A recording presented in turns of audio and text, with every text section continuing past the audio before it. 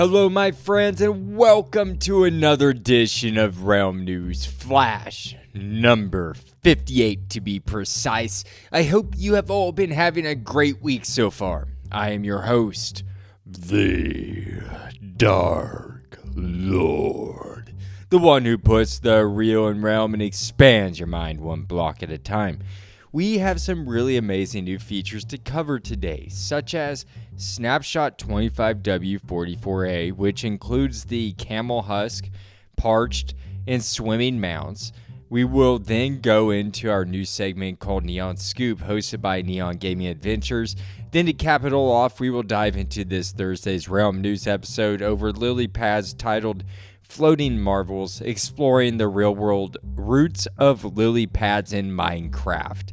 With that said, let's start the show.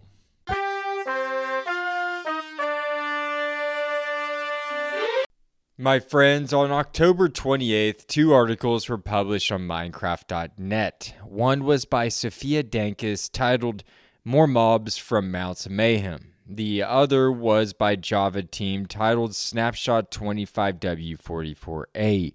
According to these articles, we are getting some amazing new features, such as the Camel Husk, the Parched, and mounts can swim, finally. And the lunge enchantment has changed a wee bit since the last time I reported. First off, I should state that these are all ready to be tried out and tested in experimental mode on Java. It says that it's coming to Bedrock soon. Heck, by the time that this releases, this Realm News Flash that I am making right now, talking to you, well, when this releases, it may have already been, may have been out for Bedrock for us to test by now. Who knows? So, anyways, I'd like to go ahead and go over each of these mobs listed along with the lunge enchantment here. Let's start with the Camel Husk. According to Minecraft.wiki, quote, Camel Husk is an undead variant of the camel that rarely spawns at night in deserts as a hostile mob, being ridden and controlled by an iron spear-wielding husk with a parched passenger known as a Camel Husk jockey. It does not burn in sunlight and is passive once separated from its riders, end quote. Isn't that just fascinating? I love how they gave the camel to hostile mobs. This is going to make the desert a rather dangerous place to roam around because the Camel Husk is not affected by the sunlight, like most of those mobs out there.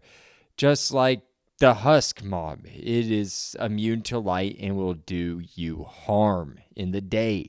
But the Husk camel or the Camel Husk, sorry. I keep wanting to say Husk camel. Camel Husk is what it's called.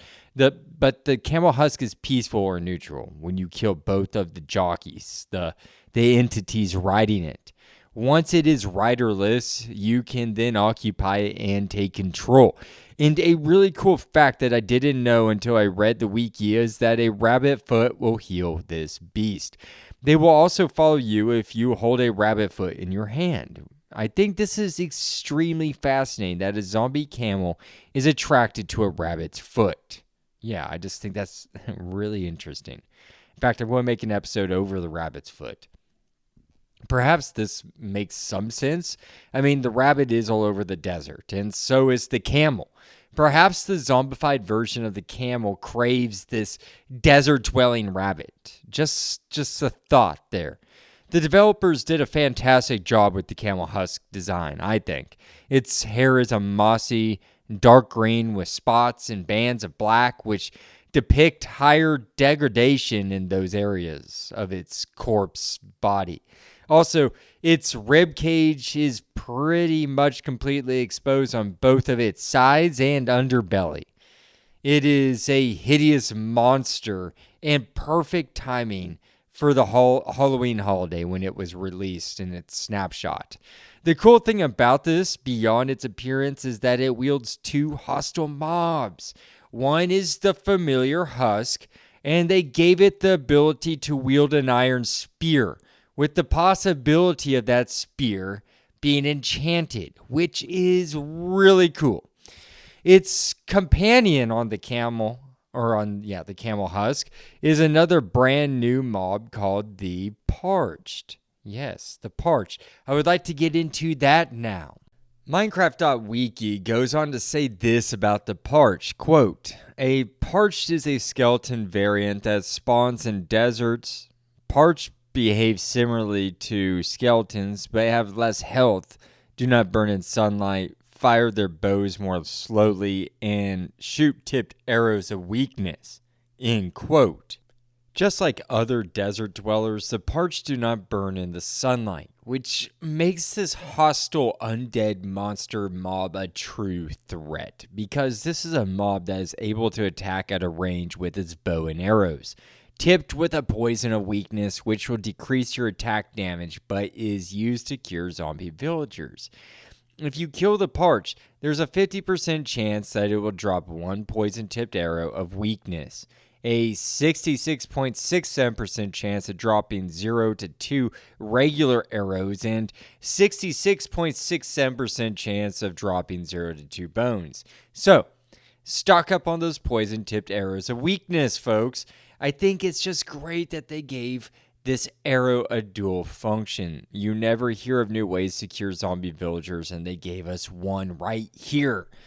They also have a 3.5 second cooldown in between the poisonous volleys. This is a half second longer than regular, just run-of-the-mill skeletons who shoot their arrows every 3 seconds. And these new nasty villains can spawn in hordes of 4, or they have a 10% chance of being a camel husk jockey. They will be plaguing the desert biomes, my friends, and this just made it a much more hostile place. I remember over a year ago in my first 10 episodes, almost 2 years ago, my gosh, I created a series of what I deemed to be the harshest Minecraft biomes: snow biomes, badlands, and the desert biome. I would have to say that the desert biome is probably the harshest one, now that the Parched and the Camel Husk have entered this landscape. In fact, I found a few comments from people on Twitter, now X, in reaction to the announcement of these new desert dwellers. At Pyro Gale says, quote, "Deserts just became the most dangerous biome in the game. Husk, hunger stats effect. Parched, weakness stats effect. Enderman, creeper, and spiders." Then they tagged on 3 skull emojis there, end quote. I love how they laid out the reasons why the desert, in their opinion, is now the most dangerous biome in the game. This biome is a deadly cocktail of monsters now, with the Parched as the newest and deadliest addition. I remember that I stated in my desert episode that it's difficult to build anything in the desert due to the fact that the husks will sneak up on you from behind in the middle of the day without any warning and bite you, creating that hunger effect that puts you at a severe disadvantage in that environment. Bring extra food and health potions when entering those types of harsh biomes, my friends. That is just some friendly advice from your friend, the Dark Lord.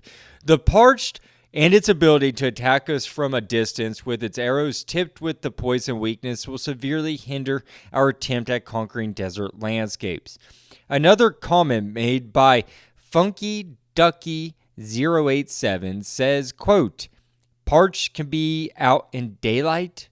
Uh-oh," end quote. Uh-oh indeed. Like I have been saying, the Parched will give us a pause before setting out into the desert. Just keep your wits about you, my friends. I, for one, am excited and happy that the Camel Husk and Parched have been added to the overworld. The deserts need to be filled some more, and Mojang has been doing a good job with the arid biomes, such as by adding the flower to the cacti and adding several ambient sounds that are associated with certain blocks and items like the dead brush or terracotta block. However, these two mobs will add to the desert's now diverse ecosystem.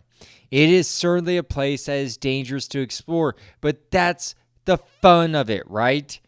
Please write into bio.link/realm news and let me know. Next, I would like to briefly talk about the horse's ability to swim.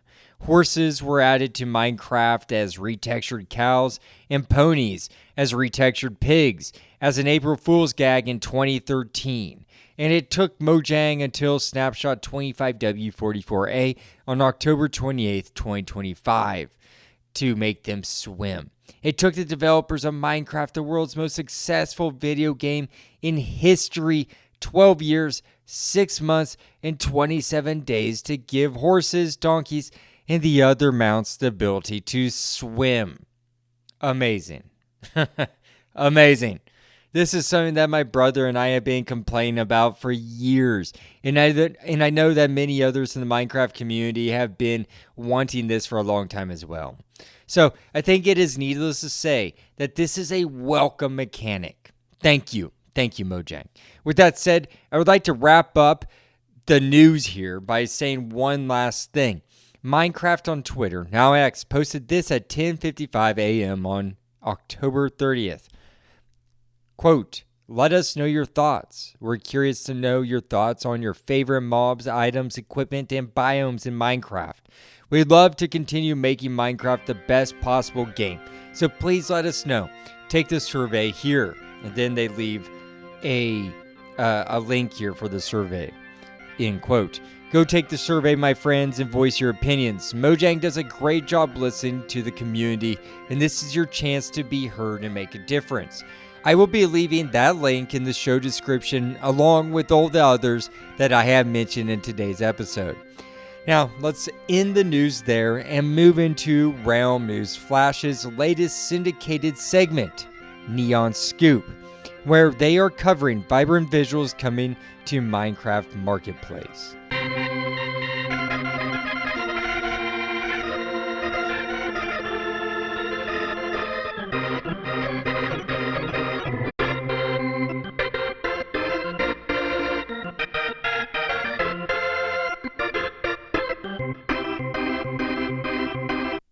In this week's Neon Scoop, brought to you on Realm News, we feature the dazzling new vibrant visuals on the Minecraft Bedrock Marketplace, hosted by Neon Gaming Adventures. This segment highlights Prisma Visuals by Starfish Studios and Luminous Dreams by Poggy is Lit.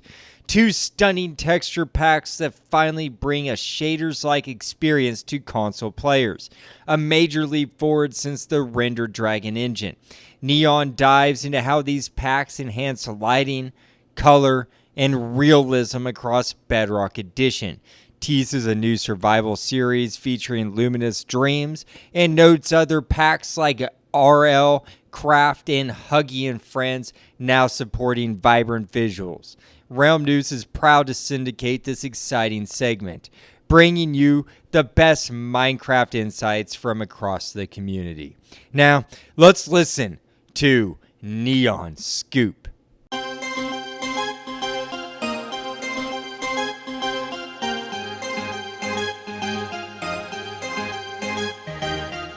Hello everyone, welcome to the Neon Scoop. In this scoop, we got vibrant visuals coming over to the Minecraft Bedrock Marketplace from both Starfish Studios and Poggy is Lit. And these are basically Prisma Visuals and also Luminous Dreams coming over to the Marketplace for Bedrock Edition. This means Console Edition finally does have shaders on console. Shaders are finally coming over to consoles, which I love so very much. Console Edition players will finally have their very own shaders-like experience that they've been wanting for years, because basically ever since we switched from the Bedrock engine to Render Dragon, all shaders have been broken ever since. But now Console Edition players finally do have their light, and they finally do have their very own shaders-like experience. And I want to shout out these two creators and these two studios because they have created something incredibly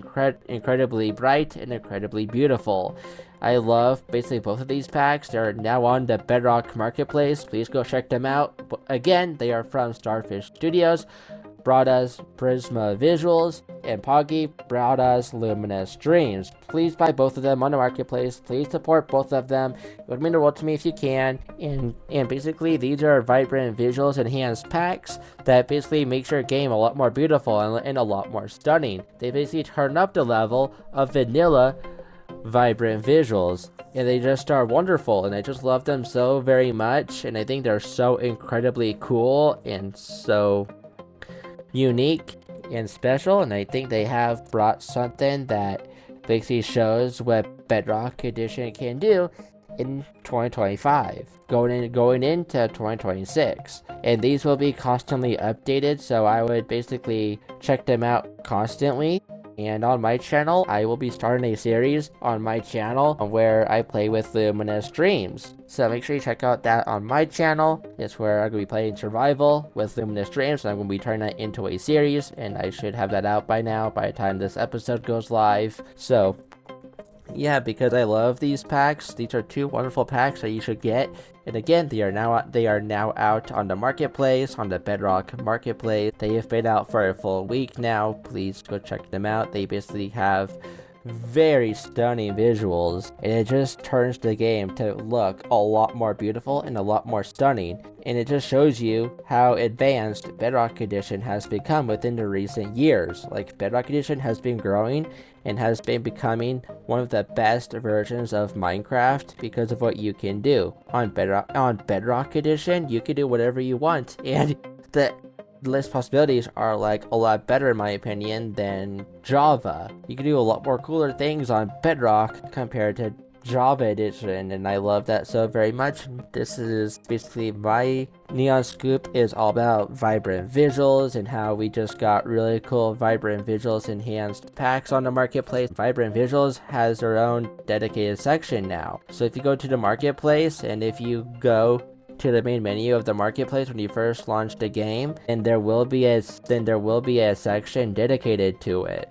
You just need to click into it, and then basically there's gonna be new marketplace pass, pop culture, and vibrant visuals. You want to click on vibrant visuals, and you'll see all the packs that support and that basically are vibrant visuals packs, and I love it so very much. Again, we also have ultra realism, and I love it. And ultra realism is another vibrant visuals enhanced packs. So yeah, go check out Garden of Bad Bam releasing on the marketplace. Huggy Wuggy, Huggy and Friends does now support vibrant visuals. RLCraft supports it. Realism Craft supports vibrant visuals, and all that, which I think is just really cool. And within the next coming up weeks, I'm expecting basically every single pack to support vibrant visuals.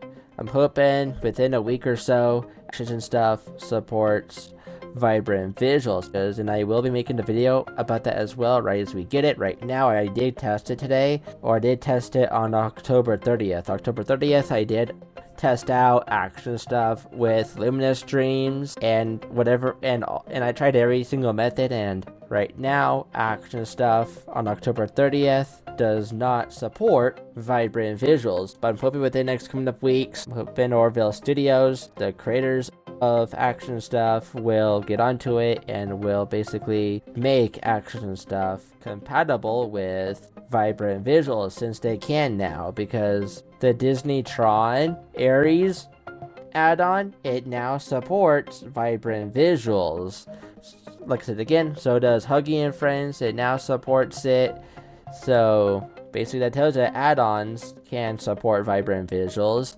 So that means that tells you that also texture packs can now, hopefully now can, after the update 1.21.120 full release that happened the past week, also that gave us the vibrant visuals enhanced packs. Hopefully that means also that we could finally get the vibrant visuals on Actions and Stuff. But I'll make a video on my channel whenever that does happen, so make sure you subscribe to my channel. Make sure you support Realm News as well, because he's wonderful enough to allow me to do this every single week. So make sure you support both of us, it'd be greatly appreciated. That's what I wanted my portion to be about, is vibrant visuals, about basically Poggy is lit, Luminous Dreams coming to marketplace, Luminous Dreams along with Starfish Studios bringing their own texture pack to the marketplace called Prisma Visuals. So yeah, but that's it for this Neon Scoop. Thank you so much for tuning in for the Neon Scoop. Thank you again,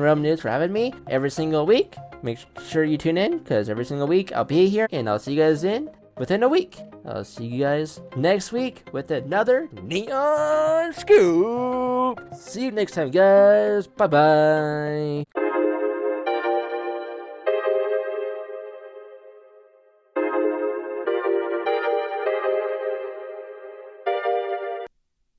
Thank you, Neon Gaming Adventures, for another great in-depth dive into how two prominent texture packs by Starfish Studios and Luminous Dreams help deliver beautiful lighting, color, and realistic graphics to Bedrock Edition. Thank you for that amazing report, and we all look forward to your next edition of Neon Scoop. With that said, I'd like to transition over now into the next portion of the show, which is solely dedicated to Realm News. Well, just news of Realm News. And that's where I typically provide an insider sneak peek clip into the Thursday regular episode. So let's dive into that, folks.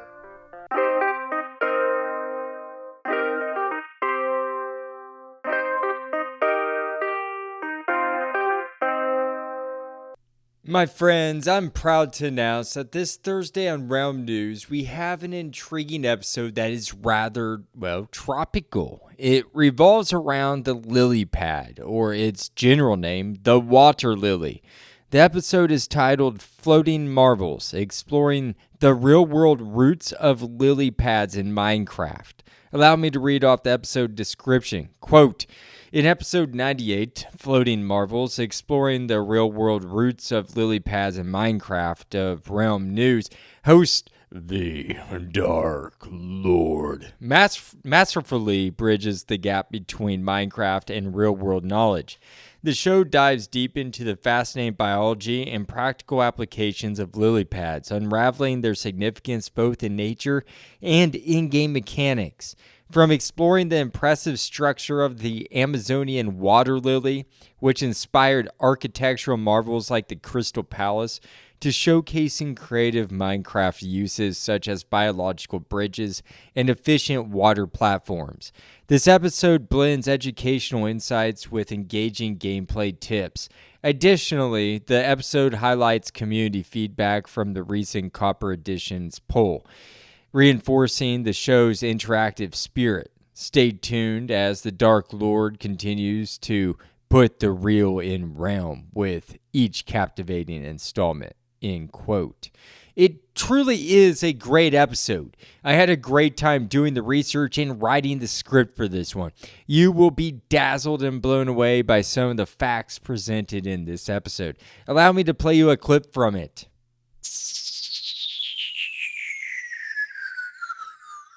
And yes, you are all well aware the show is over the lily pad. Or is it? The general over-encompassing name is actually water lily. The scientific nomenclature that describes the family of the water lily is Nymphaceae, according to Britannica.com. Such an odd-looking word, and I did look up the pronunciation to the Latin, and that is how it is pronounced, phonetically.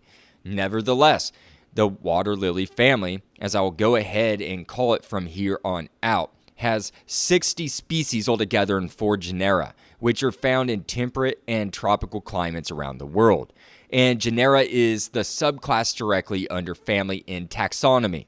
Moving along, the water lily is a great food source for aquatic life and life above water. However, it can cause drainage issues due to its rapid growth. But for most humans, we like to use them primarily for decorative purposes in water ponds and conservatories.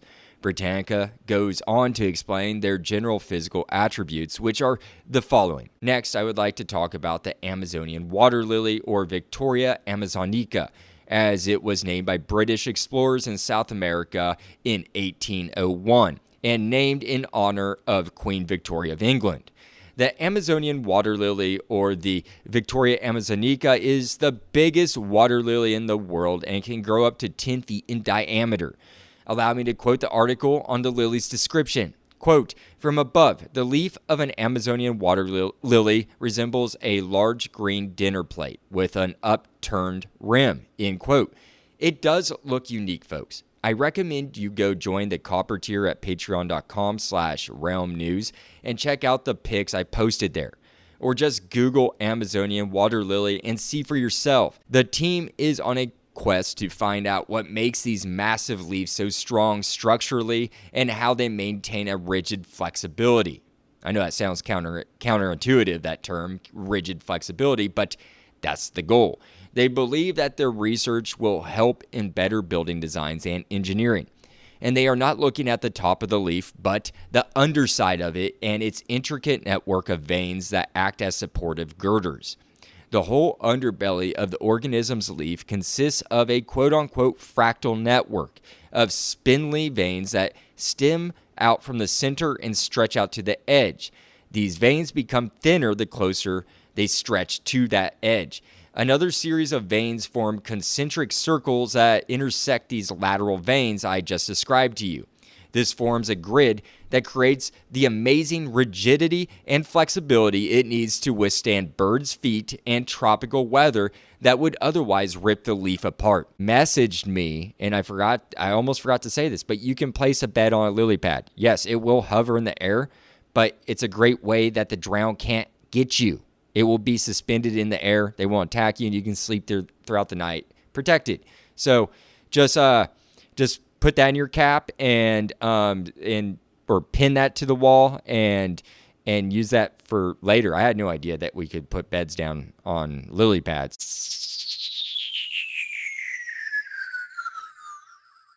60 species. I had no clue that there were that many species of water lily on Earth. How fascinating. Doing the research on the Victoria Amazonica was very fascinating, and I recommend going to patreon.com/realm news and check out those pictures of them that I posted. They are just fascinating, just crazy to look at. It's just go check them out. I mean, seriously. It's really crazy to learn how humans have studied this lily pad and have used biomimicry in order to improve our engineering and architecture. So go look at those photos and see how they've inspired humans over the decades, if not centuries. So who knows what they've all inspired, before Europeans discovered them. Tune in this Thursday and learn many more fun facts associated with the real and realm versions of the water lily. You will not want to miss it. With that said, my friends, that brings me to the conclusion of today's episode. I hope you all enjoyed it. I wish you all a great rest of your day and happy crafting. Until next time, the Dark Lord signing out.